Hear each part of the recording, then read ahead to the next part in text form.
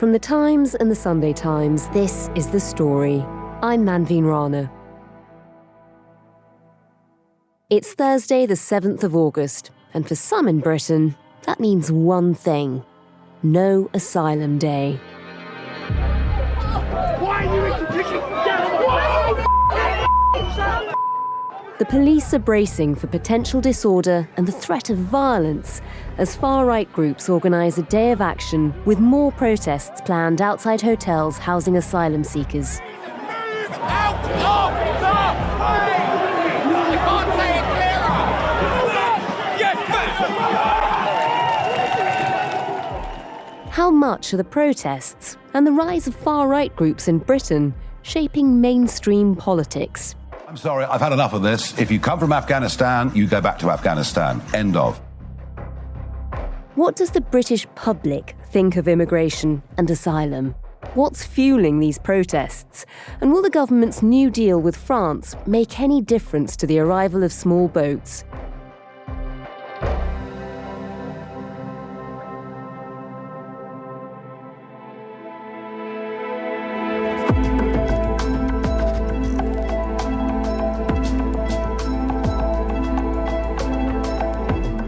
The story today: No Asylum Day. Are we bracing for a summer of riots?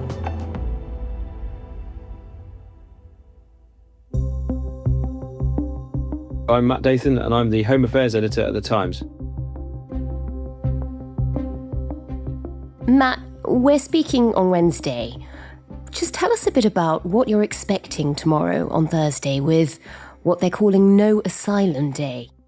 Well, it's always hard to say what to expect ahead of the protests because they can so quickly spiral out of control. And also a lot depends on the counter-protests that we're seeing from far-left groups, anti-racism groups, Stand Up to Racism in particular. And some of those groups have also shown violence. And then it also depends on the policing response. So as we saw last summer, these things can spiral out of control. But what we know now is that No Asylum Day is a movement that's been organised by far-right groups, coalition of far-right groups such as Homeland, which is becoming the predominant far-right group in the UK, and British Movement, which is also sort of resurged out of years of in the wilderness. It was big in the 1980s especially. So they are organising protests outside at least 8 hotels that are housing migrants, including 3 in London. And just stepping back, remind us how these protests have come about, because it does feel like they've been building over the summer. Yes, I mean, I guess we've had protests outside hotels ever since they started being used, actually, in 2020 for asylum seekers. But in terms of this summer, they erupted after a Ethiopian migrant who was being housed in the Bell Hotel in Epping in July was arrested and charged with sexually assaulting a teenage girl. And then the locals, led by a group of women, one of whom is a Reform candidate in the local area for the council candidate, and they staged a series of peaceful protests outside the hotel, wearing pink, linking arms. It was a women's safety initiative, but then that was hijacked by some members of far-right organisations. Then there's also been protests being staged outside other hotels, such as Hotel in Diss in Norfolk and the Canary Wharf Hotel, Britannia International Hotel in Canary Wharf, the heart of the financial district. And Matt, as you say, these protests that have popped up, they are a mix of genuinely concerned residents, women around that hotel in Epping, trying to protect young girls, and they've sort of also been taken over by some of the far-right groups. You mentioned Homeland. We did a whole episode on this last week, so if people are interested, do go back and have a listen. Tell us a bit about that, because it does feel like this is a moment where we are seeing the rise of the far-right in this country. I know you've been talking to some of these groups. Tell us a bit about some of the characters you've spoken to and what they're after. Yes, I mean, it's just like always, really, with far-right groups. It's a completely disparate number of groups. There's a lot of infighting, and they don't really agree on much apart from, I guess, their fundamental anti-immigration rhetoric.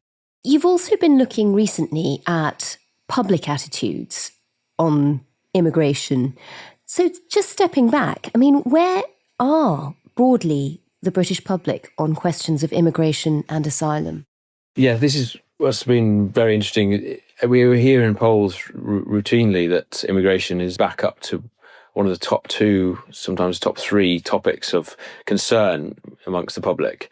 And that is driving this. So last year, net migration, so the difference between those arriving and those leaving to live in the UK, almost halved to 431,000. Now, obviously, 431,000 more people arriving to live in the UK than leaving is still a massive amount of people.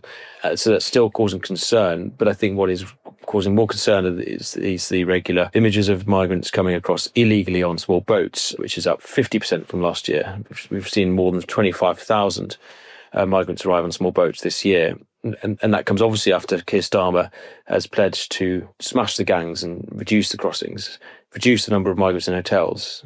And yet those numbers are also up. The number of people in hotels is up higher than when Labour took office. 32,000 migrants are in hotels.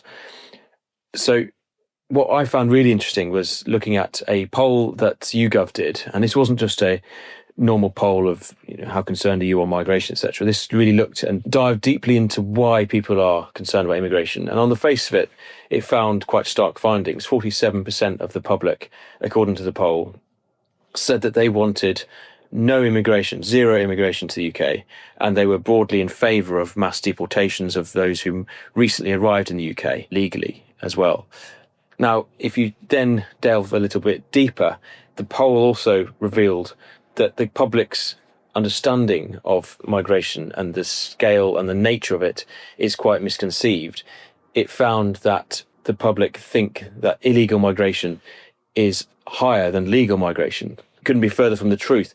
The levels of legal migration accounts for 96% of all immigration to the UK last year. Illegal migration, so people arriving on small boats, but also those detected elsewhere at ports, etc., accounted for only 4% or thereabouts of immigration. Tiny in comparison. Exactly. And so then YouGov started asking questions about trade-offs and said, okay, you're concerned about immigration, but if you trade it off with your desire for economic stability, economic growth, being better off, people were much more sympathetic to migration, and especially to migration of higher skilled workers, doctors, etc. They were just less sympathetic about low-paid immigration and asylum seekers. That's so interesting because it gives us a sense, I suppose, of not just, the polling and what people are thinking, but in a way how that reflects on the narrative across the country, whether that's from politicians or sort of, just from what people are hearing. I mean, where do you think that kind of public misunderstanding, the fact that they think illegal immigration is so much higher than legal immigration when it's tiny in comparison, where do you think that misunderstanding is coming from? That's a very good question. I think there's various factors. I think one is the fact that immigration is much more visual when it's seen through migrants arriving illegally. I've been out in the Channel quite a few times. You get into a dinghy, yes, it's massively overcrowded, but as long as you evade the French police on the beaches and you set sail in a dinghy, the French will not intervene in the waters. I've seen it with my very own eyes of the French Navy ship sailing just behind the dinghy until it reaches the British waters. And it has contacted Border Force, and Border Force vessel is waiting on the UK-France waterline. Then the French Navy ship sends a rib out to collect the life jackets that it's handed out to migrants, collects the life jackets, and then gives the okay to the British Border Force to go in and rescue and pick up migrants. The migrants are then safely taken on board and taken to Dover. And those images daily, I think, give an impression that Britain does not have control of its border. People are coming to the UK without permission. We don't know who they are. So I think those images play into this public anger that we just don't have control of who is coming here, and it strikes to the unfairness of the public's mind about immigration. And having seen those YouGov figures, having seen where so much of the population seems to be, do you think we are teeing up for a summer of riots? Is that something the government would be worried about? Certainly the government is worried about it. Police are worried about it, but they're much more prepared for it, following all the work that's been going on since last summer. So I think the big reason why we might not see riots is because of the police's preparedness. And we have quite a disjointed police system in the UK, 43 separate police forces, but they've done a lot of work in making sure that they can quickly help other forces if things get out of control. Having said that, the nature of these riots is so unpredictable. One thing can spark something off, and online social media can play a big role in that. So it's very hard to know what might spark off unrest. But the government, yes, they're worried, but they are confident they're much more prepared than this time last year. If you're enjoying this episode of The Story, you can listen to more by subscribing to the podcast. It's completely free, and we'll put a link below in the description box for different ways you can follow us.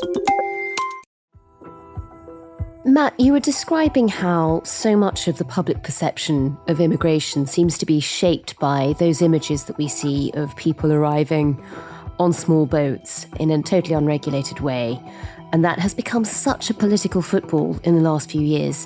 It's clearly a massive problem for the government, and it's one they've been trying to address. At the same time as we're gearing up for No Asylum Day and there are protests happening outside asylum hotels, we also have the government touting its brand new policy, its deal with France. Just explain what Yvette Cooper's been unveiling this week. So the intention is for some migrants arriving on small boats, the UK government, through Border Force, will identify individuals to detain and process for removal to France. And for each migrant that Britain returns to France, so a small boat migrant, France will then transfer an asylum seeker within France who has a valid claim for an asylum in the UK. So that might be a family connection, or might be from a country that has a high grant rate, like Afghanistan or Iran, Eritrea, etc., that they can apply through an online portal from France to be transferred to the UK, where they will have their asylum heard. So it is literally one in, one out. So any migrant who is crossing the channel could be in scope for that scheme. It will last until June next year. It's under a temporary trial of the scheme, and it will be ramped up. So the number of migrants removed will be scaled up as we go along. But the government has always said that it will not give a figure for how many migrants will be removed. The government's argument is because it doesn't want to aid people smugglers, because they think that people smugglers will, once they know how many are being removed, they can then use that for their advertising purposes by saying, for example, if it is 50 per week, as has been reported but not confirmed by the Home Office, that is 1 in 17. They will then say on social media, look, you fancy your chances, you're very unlikely to be removed, only 1 in 17 are likely to face removal, so keep on coming. It's unlikely that the scheme will be scaled up to anywhere near the scale that it is needed to provide a strong enough deterrent to disrupt the business model of the gangs in itself. The government says that it comes alongside a lot of other measures that it is implementing, as well as stronger border security with France. So as a package, they will then strike at the heart of the business model of the people smuggling gangs to make it more and more unaffordable for them to facilitate these journeys.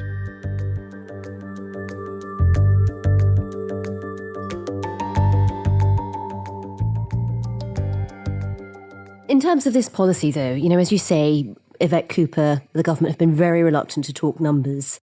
No, they've been very cautious. That is the very nature of Yvette Cooper, the Home Secretary. She takes the opposite approach of some of her predecessors, like Priti Patel and Suella Braverman, who promised the earth and delivered very little on this issue. We must remember that Boris Johnson, the day after announcing the Rwanda scheme, said that tens of thousands of migrants could be sent to the African country. When you are quoting those kind of unrealistic figures, people are not mugs. They will not be fooled. They think, well, that's just not going to be possible, given that Rwanda is a small country 8,000 miles away. So I think the approach the government has taken is that ever since they've come in on this issue, they've deliberately, Keir Starmer's deliberately not echoed Rishi Sunak's pledge of we will stop the boats. He uses the language of smash the gangs, disrupt the people smugglers' business model. And Yvette Cooper is very cautious. She doesn't want to overpromise. She believes that once the scheme is proved to have worked, it can be scaled up, and then slowly they will chip away at the numbers, and that will in turn chip away at the business model. And in terms of scaling up, what would the numbers need to look like in order for this to actually smash the gangs, to break the business model of the people smugglers? Yeah, this is a question I've always asked Home Office ever since I started reporting about small boats and the measures that the government were trying to introduce to smash the gangs, to stop the crossings. And a very senior Home Office official said they discussed a rate of 85%. So we're talking about more than 8 in 10 attempted crossings being stopped. Now, on some days, we are seeing the French achieve 100%. But on average, this year, we've seen the French stop just under 50% of crossings. And obviously, it's hard to know how many crossings are being stopped by further upstream work through a National Crime Agency work with other international partners to seize boats, arrest gang members in Germany, in Iraq, in Kurdistan, etc. But as a whole, I'm told that they need to get to about that 85% figure. Yvette Cooper's team says, look, it's not about necessarily a rate of crossings we are attempted to stop. It's about raising the cost of operating those crossings so high that smugglers just go elsewhere to make their money. If that's what the modelling shows, that's what they should be aiming for if they want to stop people smugglers, why doesn't that seem to be the government's aim at the moment? I would think the government's aim is certainly to stop as many crossings as possible. They seem quite helpless from an outside perspective, looking at the figures thinking this is crazy, the numbers are going up, not down. Publicly, they will argue the smugglers are changing their tactics. They are seeing that the smugglers are operating taxi boats where smugglers arrive with their dinghies through French waterways, internal waterways like canals, etc., then out onto the ocean, the channel, and they then pick up migrants from the beaches who wade into the waters because they are exploiting the French maritime law that says at the moment that the French cannot intercept and intervene and push back boats that are already in the water. They can only intercept boats on the shores or in very shallow waters. Now, the French have committed to changing the law to allow the authorities to stop boats up to 300 metres within the water, but we're yet to see that plan implemented. So interesting. When you sort of understand how the people smugglers are working, it does feel like this is sort of like a whack-a-mole strategy. And the government, they talk about their sort of suite of measures. You can see why they have to keep adapting and coming up with different policies to try and get around all the loopholes and all the ways that the people smugglers are developing. At the same time, with the big policy they unveiled this week, the deal with France, I guess looking at the YouGov polling, there will be people who will hear the idea of a one-in, one-out strategy and think that doesn't actually lower the numbers at the end of the day. Yes, but it's about control, isn't it? If people are coming here having applied through a process the government has regularised, an online portal in France, we have checked their details, we have their details. They're seen as much more valid in the eyes of the public. They are legally coming to the UK rather than just paying smugglers to arrive illegally on flimsy boats. That's seen as very unfair and also a threat to national security and public safety. We don't know who they are, and that strikes to the heart of why people are so upset about migrants in hotels, because of the very small minority of those migrants who have gone on to commit very serious crimes. But these are genuine asylum seekers they would be bringing over from France. There would be an assessment of them before they come. But given that, when this podcast goes out on Thursday, there will be people protesting around the country on a No Asylum day. It feels like the far right in this country certainly are against any thought of asylum. Yes, but we can distinguish between the far right, which will always be angry at any migrant coming to the UK, and the vast majority of the public and the vast majority of people who have been protesting outside hotels, who have valid concerns about migrants coming here illegally and being put up at taxpayers' expense in hotels and are affecting their communities.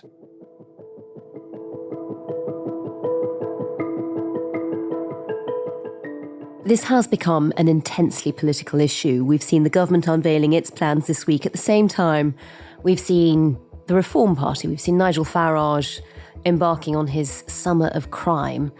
Talk us through that. Yeah, he has taken the decision that this is very much an issue that he can capitalise on.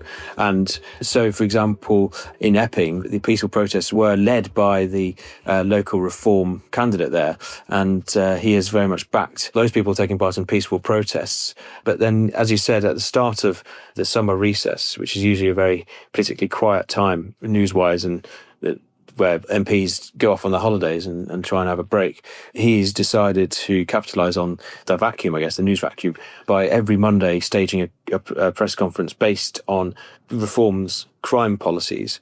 And through that, he's very much linked the issue of migration, but particularly illegal migration and crime, amongst a lot of other policies that he will bring in, such as like mass deportations, like the like of which we've seen in the US, to El Salvador, etc. So on migration, he, for example, on this Monday, he went big on the 2 Afghan asylum seekers who were arrested on suspicion of rape in Nuneaton. And he argues that this is just the latest example of how record levels of immigration, record levels of illegal migration are leading to increases in crime rates. And last week, we actually saw figures published for the first time by the Ministry of Justice, following a lot of political pressure, that actually show the breakdown of what crimes foreign prisoners, so all those criminals already in prison, are committing. And it does show that foreign prisoners are, on the whole, committing more violent offences than the average criminal.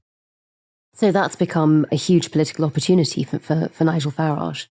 Absolutely, and he will use all the data available to him to try and further his argument that he has remained consistent upon, that not only does record levels of immigration threaten social cohesion and also affect jobs, affect cost of living, etc., and push up rents and affects the housing crisis, but it also increases crime. And that, I think, is something that has struck a chord with a lot of people, even though the reality is that a very small minority of migrants coming across on small boats have been convicted of crimes. Now, there's another issue here that the government doesn't publish data that shows us how many small boat migrants actually commit crime or how many of those are in prison. And it's going to be interesting to see if they do buckle to further pressure and start publishing this data. But I think doing so will only play into the hands of Nigel Farage. And Matt, just standing back, having talked about that YouGov data that does show there's a lot of misconceptions amongst the public about immigration and the state the country is in, do you think the Labour government is almost being so influenced by the presence of Nigel Farage in the mainstream political spectrum now that all the rhetoric we're hearing from every party actually feeds into some of those misconceptions rather than anybody standing back and making sense of what's really happening? I certainly think that the emphasis on combating small boats crisis, if you compare it to the levels of immigration, then it certainly seems like the political parties are giving it too much focus. But to give that kind of a view is just assuming that we just treat issues based on the numbers that they affect the country. Then that's the mistake, I guess, we saw in previous failed campaigns. Like the Remain campaign went really big on the economic factors. And actually what Farage is really picking up on successfully is it's more about vibes. It's more about how people feel. It's not necessarily how big the problem is in terms of the asylum system, in terms of overall immigration numbers. It's the unfairness that people feel, that people are coming here on small boats illegally, jumping the queue over those who might be more worthy of asylum here, but less able to come across illegally. And that is the arena which politics in the UK and Rothschilds in Europe and especially in America, I think we're seeing that people are voting and expressing their opinions based on how they feel rather than what they are being told through the official statistics.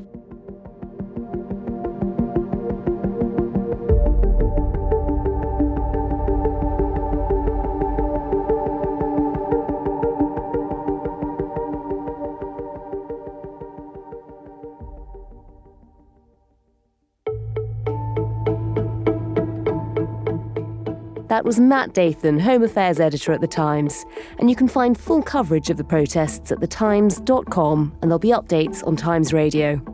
The producer today was Rosie Stopher. The executive producer was Fiona Leach. Sound design and theme composition were by Mal Assetto. Thanks for listening. We'll be back again tomorrow.